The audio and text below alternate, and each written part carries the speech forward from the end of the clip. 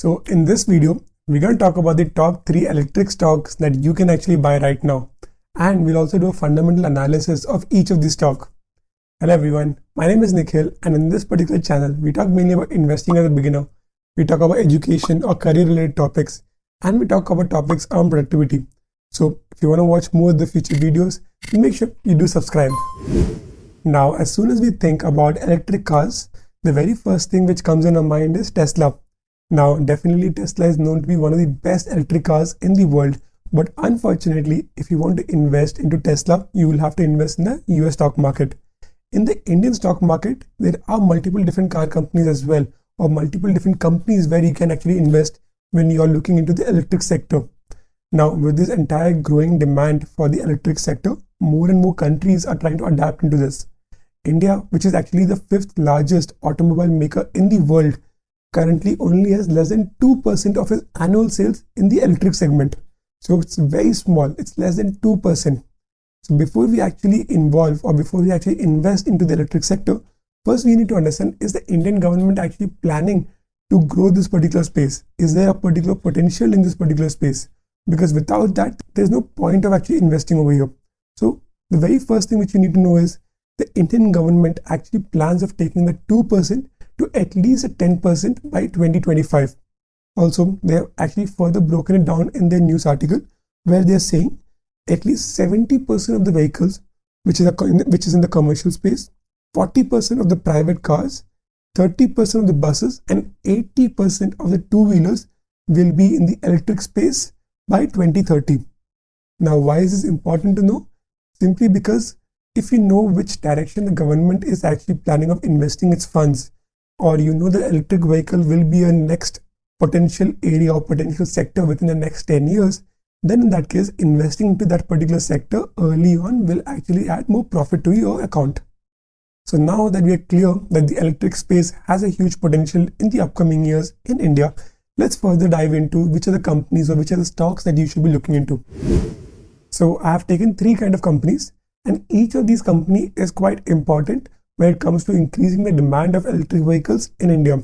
So the very first company would be which are focused into the battery space, because battery is the main component in an electric vehicle. Second would be in terms of infrastructure. So without the infrastructure, even if you have a lot of cars, there will not be any demand. So to increase the demand from the consumer side, you need to have a strong infrastructure in India. And then the third and the final will be the car or the brand name itself. Now, you need to have a strong brand in India with a big market share, and we'll be looking into that particular aspect as well. So these are the 3 kind of companies which I have taken for the electric vehicle space. Now first, talking about the electric vehicle battery. Now, like I mentioned before, battery plays a very important role when it comes to the electric vehicle. Now in India, you have 2 clear market leaders when it comes to the battery. The very first one is Exide Industries, and second is Amara Raja Batteries.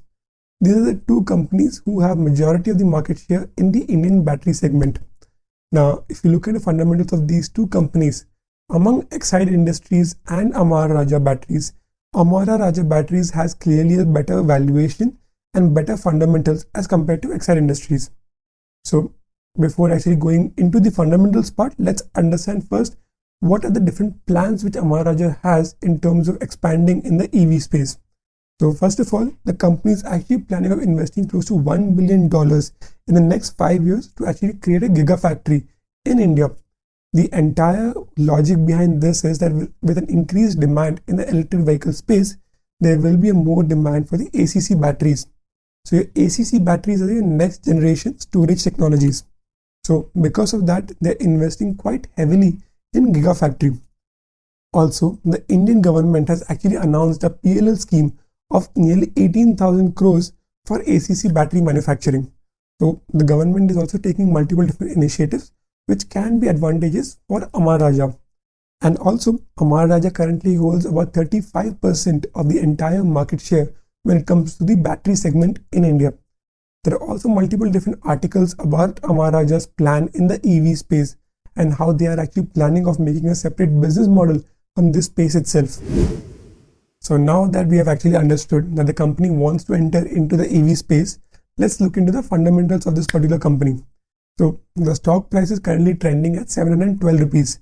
So if you see the last 1 year performance, the performance of the stock isn't been great over the last 1 year and is currently trending near the 52-week low range itself. But again, like I said before, these companies are purely from a long-term perspective and not much short-term trading.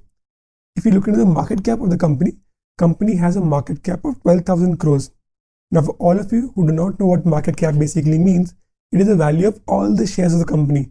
So if you take all the shares and you multiply it with current market price, which is 712 rupees, you will get the market cap of the company. So this is a mid-cap company, because any company which is in the valuation between your 5,000 crores to 15,000 crores is considered to be a mid-cap company. Looking into the return on equity of the company, now for all of you who do not know what return on equity is, it takes into consideration how well the company is actually performing. So it does not take into consideration the stock price at all, but it actually takes into consideration how good returns are the company actually giving year on year. So for this, you take the profit of the company and you divide by equity, which is your asset minus your liabilities. So the return on equity in case of Amara Raja is at 16%.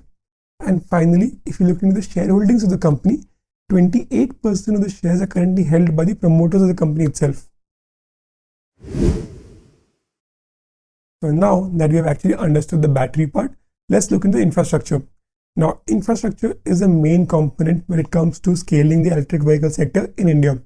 The reason being that irrespective of how many electric vehicles come to India, if there are no charging stations or if the charging stations are not located at main spots in India, then in that case, consumers will never buy it.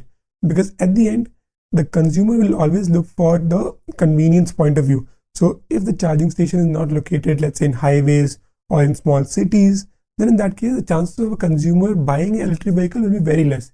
So even if there is supply of electric vehicle, if the demand of consumer is not there, the electric vehicle sector will not grow. So the second stock which you need to keep in your radar is Tata Power.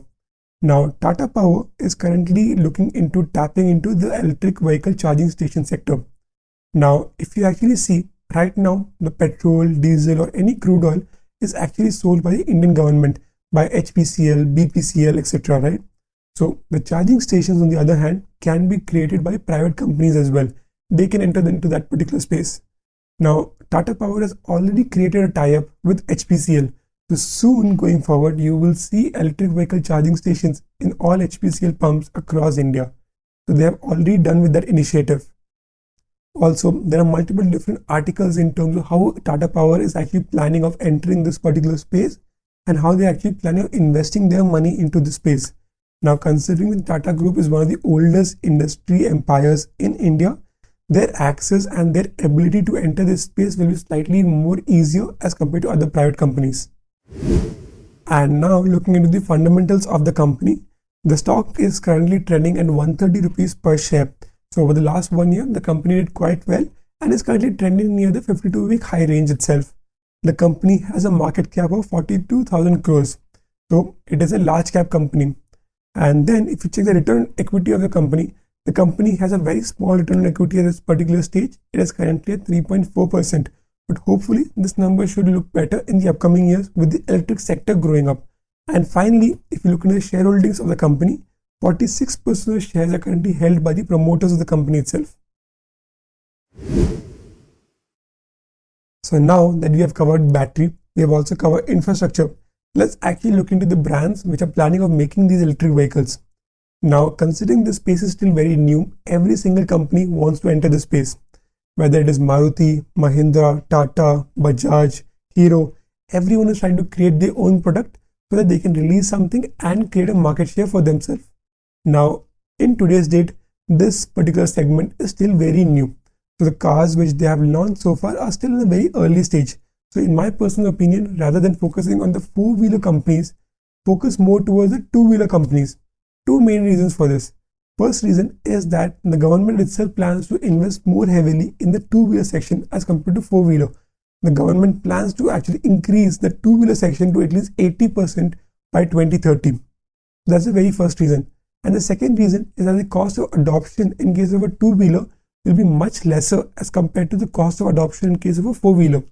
So a four-wheeler electric vehicle will be much harder to adopt, because from a consumer point of view, the cost of investment for the four-wheeler will be much higher.